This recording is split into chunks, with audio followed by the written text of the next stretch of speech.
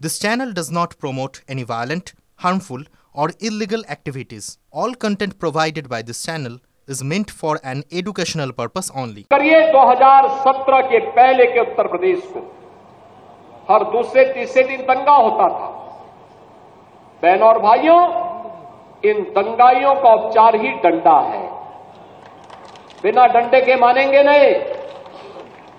आप देख रहे होंगे बंगाल जल रहा है, वहां की मुख्यमंत्री चुप है, दंगाइयों को शांति दूत कहती है। अरे लातों के भूत बातों से कहां मानने वाले हैं। लेकिन सेकुलरिज्म के नाम पर इन लोगों ने दंगाइयों को दंगा करने की पूरी छूट दे रखी है। पूरा मुर्शिदाबाद पिछले एक सप्ताह से चल रहा है, सरकार मौन है।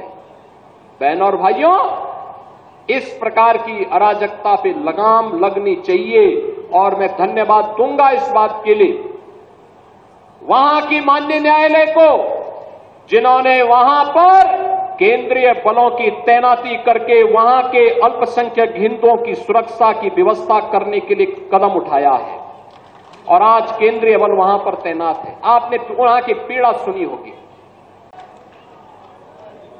हम आभारी हैं प्रधानमंत्री मोदी जी के और गृह मंत्री अमित शाह जी के, जिन्होंने वक्फ संशोधन अधिनियम को पारित करके गरीबों की जमीनों पर और सार्वजनिक जमीनों पर पड़ने वाली डकैती पर लगाम लगाने का काम इस अधिनियम संशोधन अधिनियम के माध्यम से पारित किया है।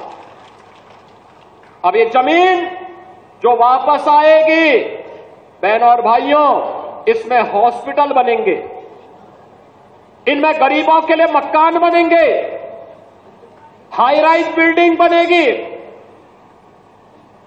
यहां पर स्कूल बनेंगे, विश्वविद्यालय बनेंगे, निवेश के लिए लैंड बैंक बनेगा।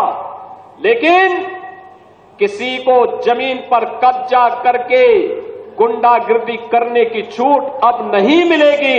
इसलिए लोग परेशान हैं, क्योंकि जमीन के नाम पर जो लूट थी वह रुकने वाली है और उसलिए इन लोगों को परेशानी है।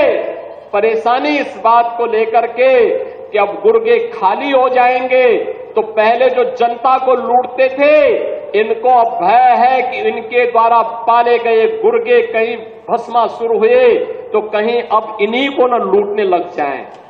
इनके द्वारा अकूत संपत्ति जो अर्जित की गई है उसी पर डकैती न डालने लग जाए। इसलिए उस भय के कारण ये वक्फ के नाम पर जनता को बेवकूफ बनाने का काम कर रहे हैं, जनता की आंखों में धूल झोंकने का काम कर रहे हैं, गुमराह करने का काम कर रहे हैं। लेकिन गुमराह होने की आवश्यकता नहीं।